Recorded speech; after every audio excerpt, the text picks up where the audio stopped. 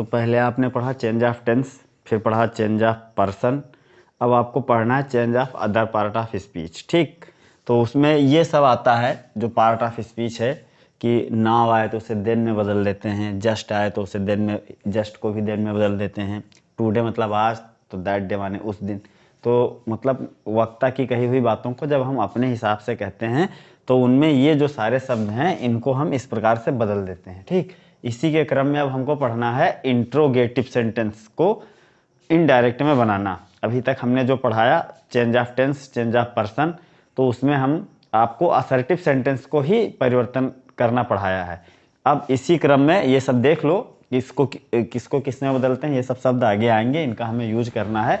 तो इसी क्रम में अब हमको पढ़ाना है इंट्रोगेटिव सेंटेंस। ठीक, तो इंट्रोगेटिव सेंटेंस जो हैं वो दो प्रकार के होते हैं। पहला तो होता है yes no type. Yes no type का मतलब जिनका उत्तर हम हाँ या ना में दे सकें। जैसे भी कोई किसी ने हमसे पूछा आर यू हंग्री, क्या आप भूखे हैं, तो अगर हम भूखे हैं तो कह देंगे यस, अगर नहीं है तो कह देंगे नो। तो इसीलिए इनको यस नो टाइप कहा जाता है।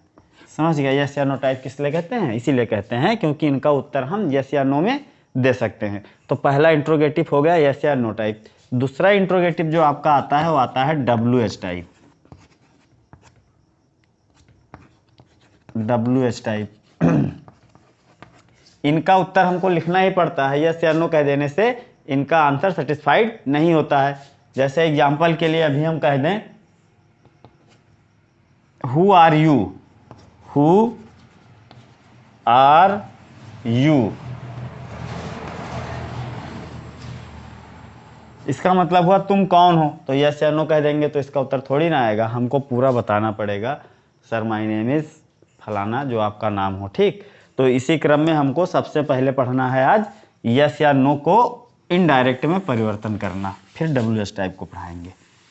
ठीक, तो देखो यस या नो को इनडायरेक्ट में परिवर्तन करना।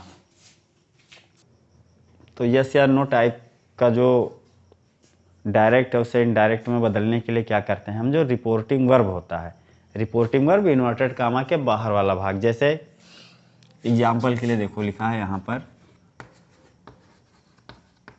ही said comma inverted comma are you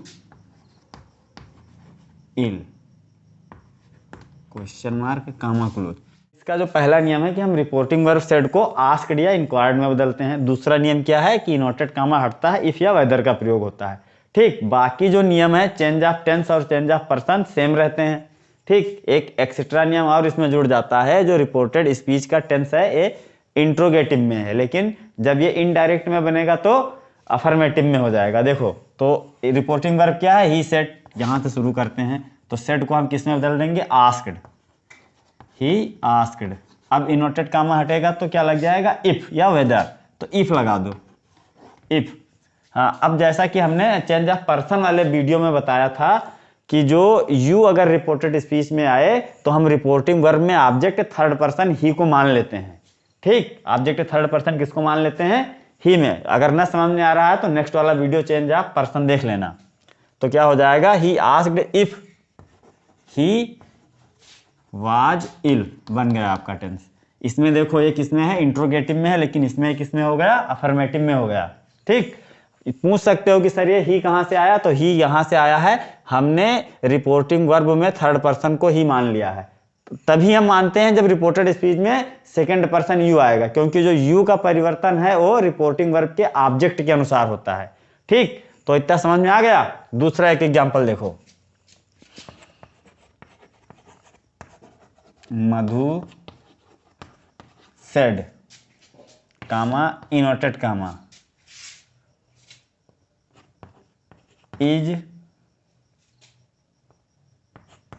your friend hungry, question mark comma close. देखो क्या लिखा है, Madhu said is your friend hungry. तो इसका पहला नियम क्या है कि जो रिपोर्टिंग वर्ब सेड है उसको हम आस्क्ड या इंक्वायर्ड में बदल लेते हैं। आस्क्ड या इंक्वायर्ड में क्यों बदल लेते हैं? क्योंकि यहाँ पर जो स्पीकर है मधु, ये पूछ रही है, क्या कर रही है? पूछ रही है या इंक्वायरी कर रही है कि जो आपका मित्र है वह भूखा है या नहीं है। ठीक, यस या नो टाइप का है ना इसमें, तो ये इसलिए इसमें हम आस्क या इंक्वायर कर लेते हैं, क्योंकि ये पूछता है। पूछने का क्या मतलब हुआ? प्रश्न करना। इंक्वायरी करने का क्या मतलब हुआ? प्रश्न पूछना। जब आपसे कोई इंक्वायरी करता है, हमसे इंक्वायरी करता है, तो क्या करता है? प्रश्न करता है। तो इसीलिए इसको इंट्रोगेटिव कहा गया और हम इसको आस्क या इंक्वायर में रिपोर्टिंग वर्ब को बदल देते हैं। ठीक, तो चलो देखो क्या बनता है। मधु आस्क्ड, सेड को किस में बदलना? आस्क्ड में। ये पहला नियम हो गया। दूसरा नियम क्या है कि जो इन्वर्टेड कामा है वो हटेगा, तो क्या लगेगा? इफ या वेदर। यहां पर दैट नहीं लगेगा, यहां पर इफ या वेदर लगेगा, तो हो जाएगा इफ। अब ये जो है यू, योर, ये सेकंड पर्सन का प्रोनाउन है, और सेकंड पर्सन किसके अनुसार बदलता है? ऑब्जेक्ट के अनुसार। लेकिन यहां पर ऑब्जेक्ट नहीं है, तो हम क्या करेंगे? ऑब्जेक्ट को मान लेंगे, ऑब्जेक्ट थर्ड पर्सन मानेंगे ही को, तो योर के अनुसार क्या हो जाएगा? हिज। तो क्या हो जाएगा? Madhu asked if his friend was hungry. आ गया समझ में? गुड, नोट कर लो। तो WH टाइप इसके बाद हमको पढ़ाना है। ठीक, तो ये जो यस नो टाइप था ये क्या हो गया? ये समाप्त हो गया। अब हमको पढ़ना है WH टाइप। चलो WH टाइप का एग्जांपल देखो।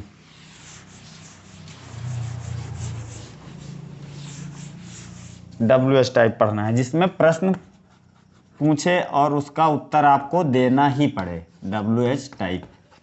हाँ, तो इसका पहला नियम है कि इसमें किसी भी प्रकार का कनेक्टिव वर्ड जैसे इफ, वेदर, दैट, इनका प्रयोग बिल्कुल नहीं होता। ठीक, बाकी शेष का परिवर्तन असर्टिव टेंस की भांति होता है। और जो वो नियम था कि सेड को हम आस्क्ड या इंक्वायर्ड में बदल देते हैं, वो नियम फॉलो होता है। ठीक, और जो समीप वाले शब्द हैं वो दूर वाले में बदल जाते हैं। जैसा हमने क्या बताया था, दिस दैट में बदल जाएगा, हियर दियर में बदल जाएगा, टुडे दैट डे में बदल जाएगा। तो बाकी के परिवर्तन होंगे, और जो है दिस, दैट, इफ या वेदर किसी का परिवर्तन नहीं होगा। रिपोर्टिंग वर्ब सेड को हम आस्क्ड या इंक्वायर्ड में बदल देंगे। बाकी शेष परिवर्तन पहले की तरह ही होंगे। जैसे एक एग्जाम्पल है, देखो।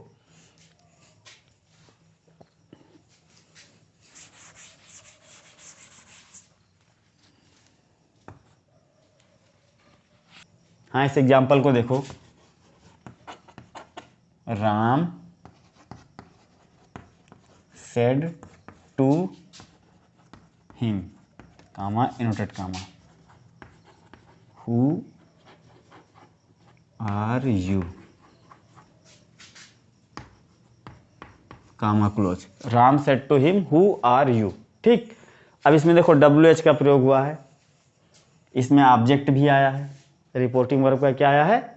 ऑब्जेक्ट आया है। इसमें यू आया है रिपोर्टेड स्पीच में, तो यू बदलेगा रिपोर्टिंग वर्ब के ऑब्जेक्ट के अनुसार। ठीक, तो इसका एग्जांपल देखो। जो पहला नियम है, सेड को हम आस्क्ड में बदल देते हैं। फिर किसी भी प्रकार का कनेक्टिव वर्ड इसमें नहीं यूज होता है।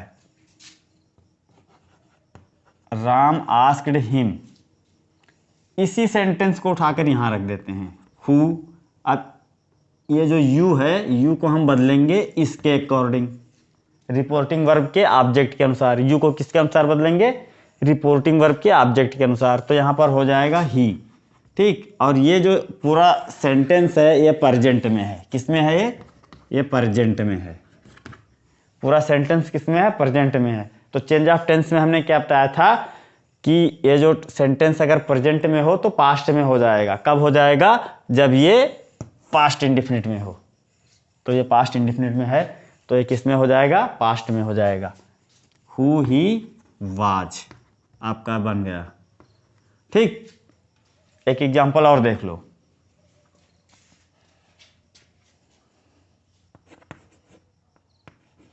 Meera said to Sudha comma inverted comma,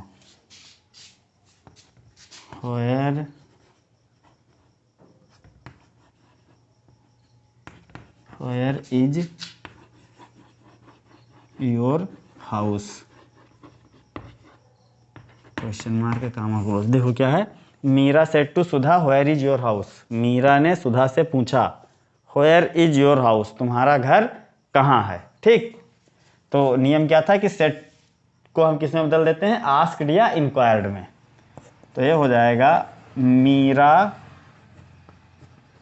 asked Sudha, Meera asked सुधा। अब इसी के बाद हम वेयर को कर देंगे, वेयर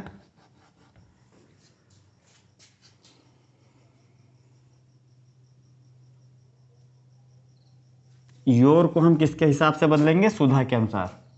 ठीक, सेकंड पर्सन ऑब्जेक्ट के अनुसार, चेंज ऑफ पर्सन में हमने नियम बताया था। ठीक, वेयर हर हाउस वाज। ठीक, तो ये आपका बन गया। ठीक, चेंज ऑफ WH टाइप हो गया और यस या नो टाइप हो गया, दोनों टाइप के हो गए। जो भी समस्या होगी वो पूछ लेना, बस अगले दिन से इंपरेटिव सेंटेंस पढ़ाएंगे, पढ़कर आना।